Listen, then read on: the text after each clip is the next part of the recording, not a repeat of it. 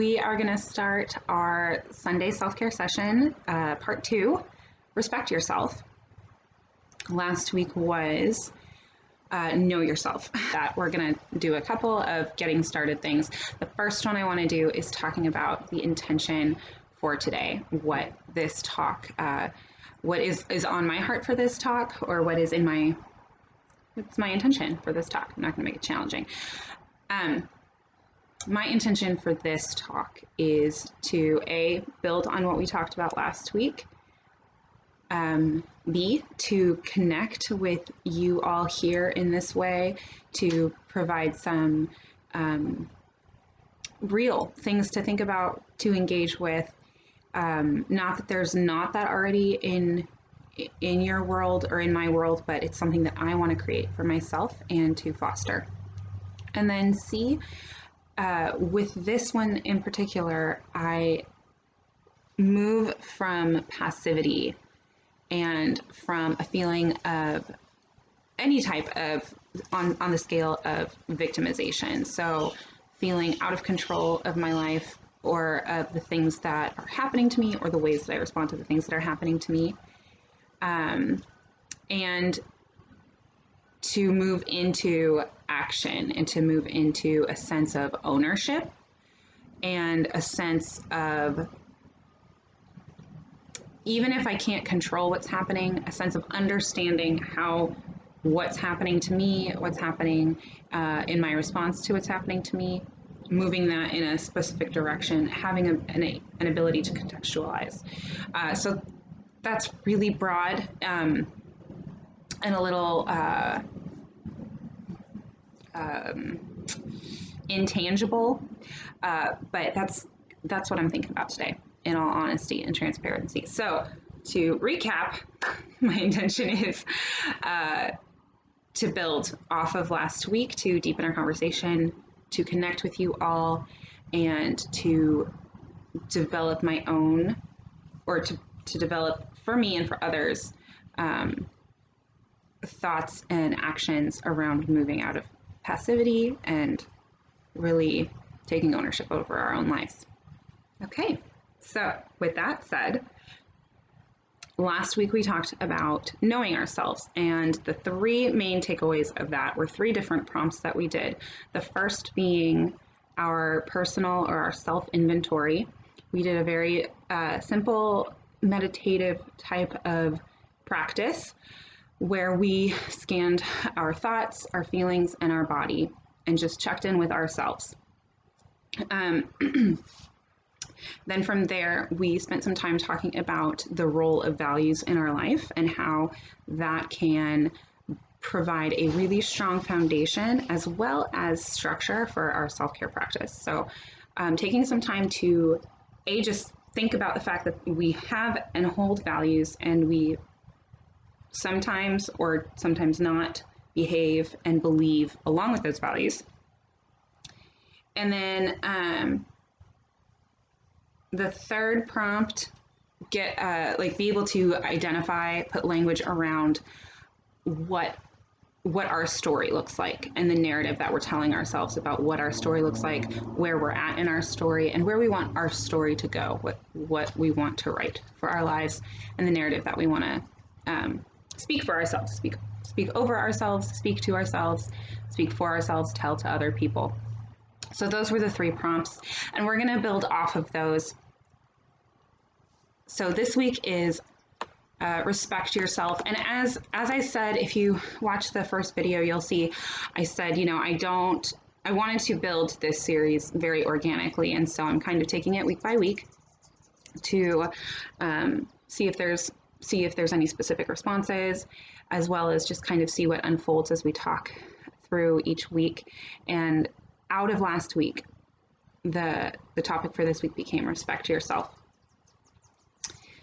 The reason for that is we talked a lot about knowing ourselves, and knowing ourselves is all well and good. It's very, very good. But I was thinking, is that enough? Is knowledge enough? And I think probably all of us can look around in our lives and the world, things that are happening in the world, and know, no, knowledge is not ever really enough. It's very good and it's fundamental, it's foundational. You absolutely need knowledge. Knowledge alone does not bring us to the outcomes that we want. So having a good knowledge set is key. And then we have to move into action based off of that knowledge. And so that's kind of what I want to dive into today. So our follow-up question to our self-inventory, understanding our values, and taking control of our narrative, or at least understanding our narrative, is what do we do with this knowledge now?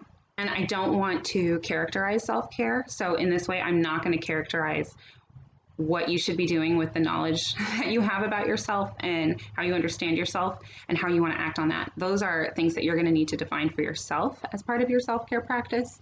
I think that as we go through these prompts, I think this will become more clear. But before we dive into them, understanding what actions to take can be really sticky. It's a transitional moment when we're taking the knowledge that we have and thinking about, well, okay, well, what does this mean for the way that I live my life and the way that I take care of myself? That, at least for me, can be sticky. And the reason why I'm calling this Respect Yourself is because I think in order to really care for ourselves, we have to live with self-respect,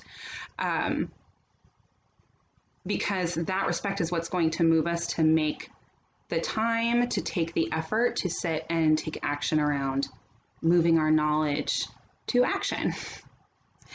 Okay, so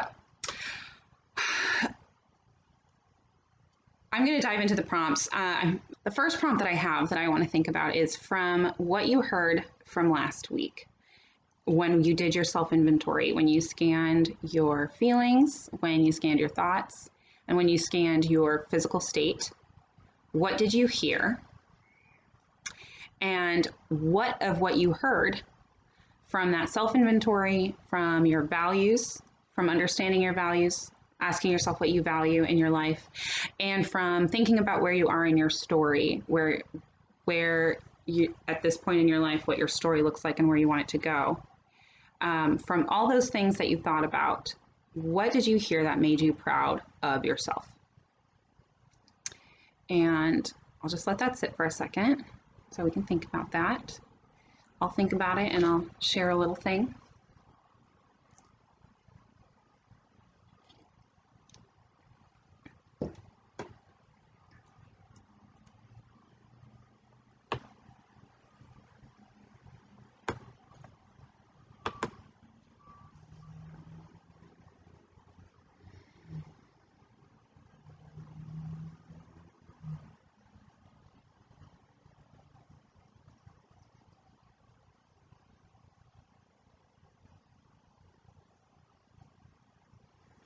Okay, so my question was, what do we know about ourselves? What do you know about you that makes you proud of yourself?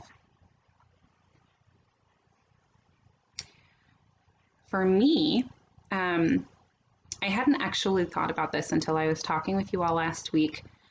I did mention that one of my values is consistently intelligence. Actually, I don't think I said that one was consistent, but intelligence is something that I value right now in my life. I said last week that values change. I think that's true. I actually don't know if they change a lot, and I don't know that they really stray from specific like groups or buckets, but they do shift, they do evolve, they do change, and they do grow. So anyways, intelligence is one of mine. I really value things that are written smartly. I really value when people behave really intelligently. I am proud of this because one of the other things that I know about myself is that I am a problem solver. And this is a little bit nerdy and niche, but the Gallup organization or company out of California, they have a strengths self-inventory test. And you rank on like 34, 36 tests. And intelligence is one of my top 5. It's a great tool. They don't pay me. I'm not trying to make an ad, but it's a thing that exists and I like it. Okay, so intelligence is one of mine, and those also shift a lot too, and a lot more than your values. And so I didn't used to have that one, and now I have it. And so I'm really proud of myself for that alignment, for seeing it show up in my value set, knowing that I really value that, and consciously knowing that, and then also knowing that I have built that skill. So I see that alignment in my life, and that makes me really proud of me. So that is something that I'm proud of. And the next question that I want to ask us today is, how can we infuse that thing that we're proud of into our life? Now, maybe you already are, okay? So just acknowledge how you're doing that. This doesn't need to be more work for us where work doesn't need to happen, right? Don't fix something that's not broken.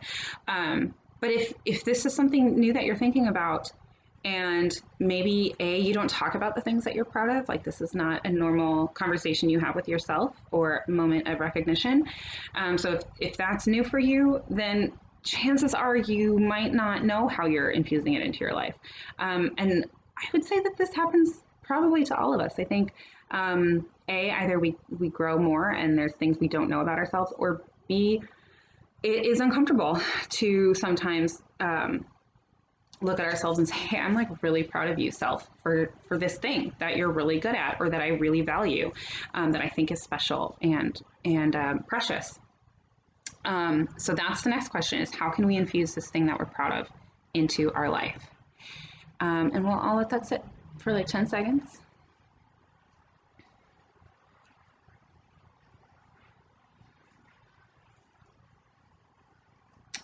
So how can we infuse what we're proud of into our life? So going back to my example of intelligence, I value that, and I see that in my skill set now, quantitatively. I have data that this is the thing that I use, is intelligence. And if I'm to look at my life and think about how do I put intelligence to my life, I see that I try to read a lot.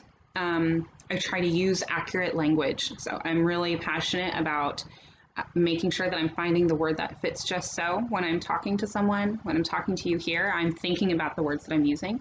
That's a way that I do that. And then I also talked about efficiency last week. That's something that's really important to me, and I want to see smart design in the ways that we, for me, it's yoga, or for me, it's how I'm cleaning my house or making dinner, or, buying, whatever my day-to-day thing is. So that's what I mean when I'm thinking about how do we infuse the things that we're proud of into our life. Okay, so the next question that I have is, how can you infuse that into a new action or habit, or into relationships that you have just once? So what's an action that you can take on this thing that you're proud of, and deliberately engage that piece of you in either something you're doing for yourself today, or something you're doing for someone else, or into a relationship, at work, in your finances. Pick a category, pick a thing. This is a challenge. This is an active challenge. I'm challenging you to, this is your homework. I'm challenging you to think about this one thing that you're proud of, and take a conscious, concise action on it, and use it in your life in a way that is meaningful to you. Okay, so think about that. Send me a message if you're thinking about this. If you come up with an example of how you want to do it, this will be on YouTube. Comment below about how you want to bring what you're proud of into your everyday life. Maybe just once. Maybe it's scary. It's a jump. It's a risk. Yeah, it's scary. There could be failure. There could be pain. You're not alone in feeling that way. I'm there with you. Okay, so that's our first prompt, is thinking about, from the things that we know about ourselves, from what we learned last week, from the things that we're learning every day about ourselves, how can we act on that? I think that this topic is, for me, more mentally challenging. I'm feeling more blocks around this topic, this portion of talking about what self-care really is, because I think I think this is hard work. I don't think that this is easy. There's struggle in taking actions on what we understand about ourselves, and I think the reason for that is because we need to have a strong enough impetus. We need to have a strong enough impetus and self-regard to take the risk, to take the actions in our lives. There has to be something strong enough saying, you are worth the effort, you're worth the action. And yeah, transparently, that is challenging for me. I wonder if it's challenging for you. Please share if you want to. I'd love to hear about that. I'm not, I'm talking about these things because I think they're really, really worth talking about. I'm not talking about them because I have them all figured out and I'm now looking at you like, why aren't you doing them with me? No, these are daily, minute little thoughts, shifts, changes, decisions that are so powerful and are so life-changing. This is bigger than the list of self-care is, massage or a good book or, a new journal. Like this is a big thing where we're talking about, hey, the thing that you know about yourself, that you know you need, that you know you want, that you know you need to shift towards. Okay, take that knowledge and now apply it to a behavior. Apply it to real words you're going to speak out loud to another person. Apply it to this decision. Hi, welcome. Apply all these things that you know about yourself, that you want, that you need, that you value, that you feel, and apply them to not only, I just said words, things that you say out loud to another person, the ways that you define your relationships, the boundaries that you draw for yourself.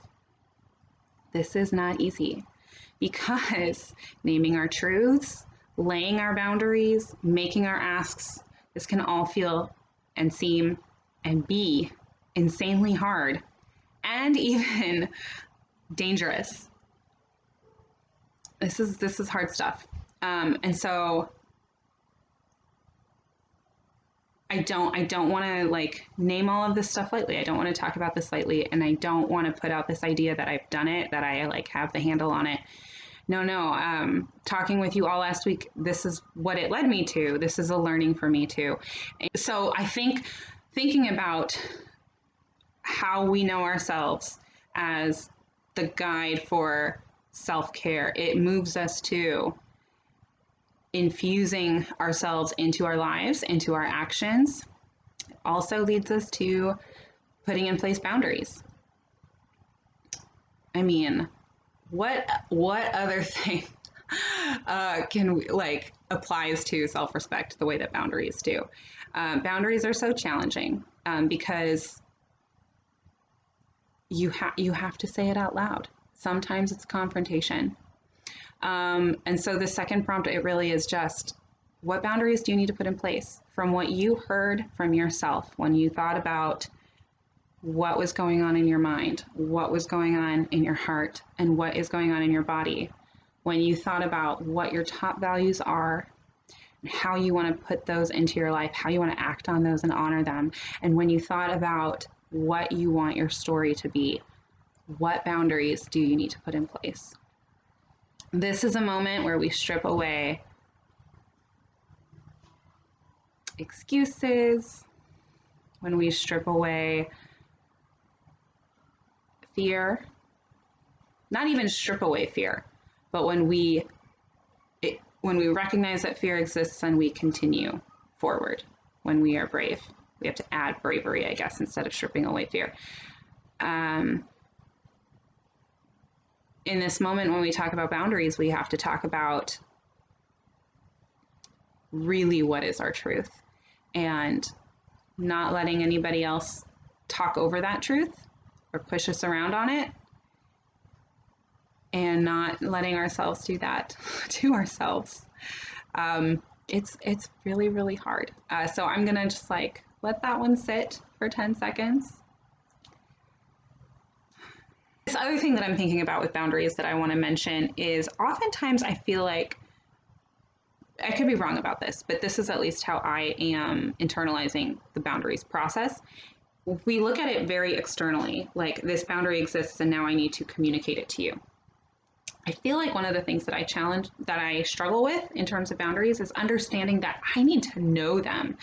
When I place a boundary down for myself, I almost need to sit down with myself and be like, all right, listen, Victoria, here's the boundary. It's this big and it's this long, and this is what it looks like, and this is what it's going to take to enforce this boundary and to keep it safe and healthy, make sure that it's the right boundary, and I also need to notice when it needs to shift.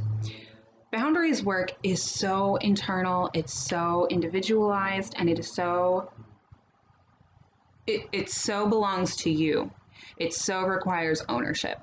That's the bottom line. Boundaries work is all about ownership over what is going on in our little space, in our little empire, in our little kingdom. Whenever I think of boundaries, I think of like this huge rolling green lawn. And so that's where this kingdom language is coming from. To recap on boundaries, because I said a lot, it is personal, individualized work that requires you to take ownership of the knowledge of yourself and the ways that you're going to act off of that knowledge. So, light Sunday thinking for you. Okay, third prompt. Like, we need another one, right? But I do have a third one, and I think it builds off of the second one. The third prompt is, what do you need to ask for? What do you need to ask for to make it possible for you to put yourself, put your values, put your narrative out into the world so that you can truly be yourself, truly make the life that you want for yourself? And what do you need to ask for around your boundaries?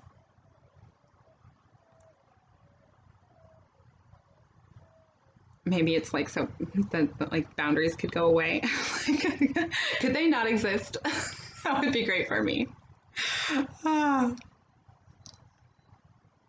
Okay, so to recap on this little talk, we talked about building off of our knowledge, and that looks like respecting yourself, and it is challenging.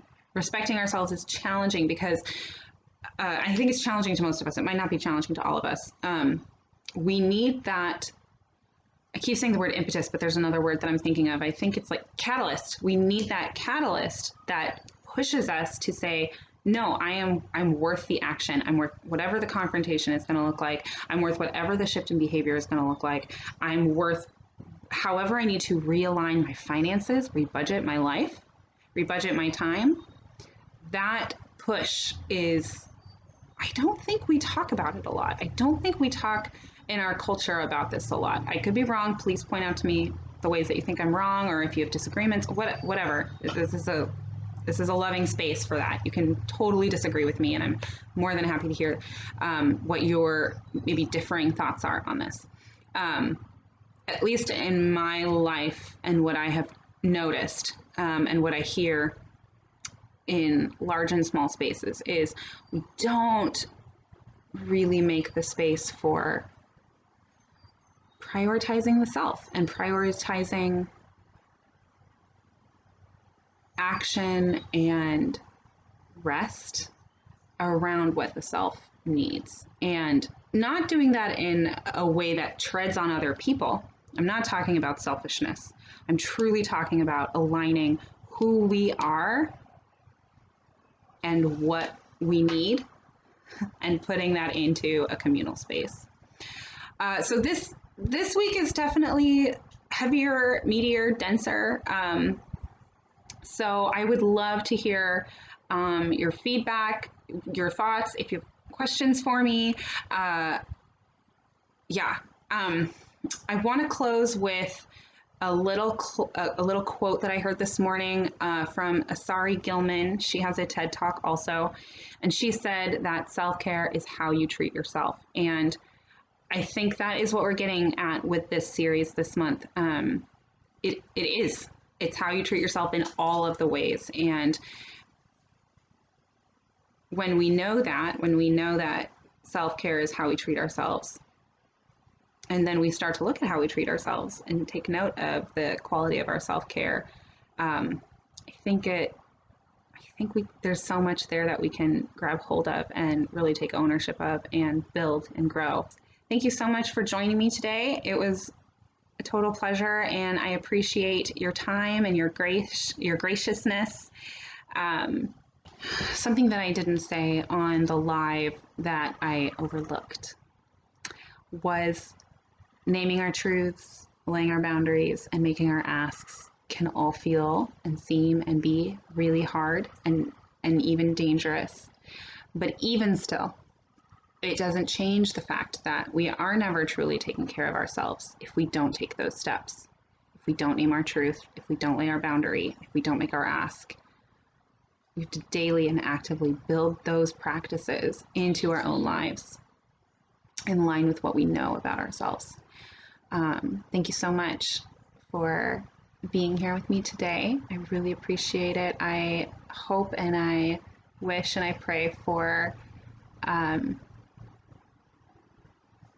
good self-care for you, that you would unapologetically know yourself and understand yourself and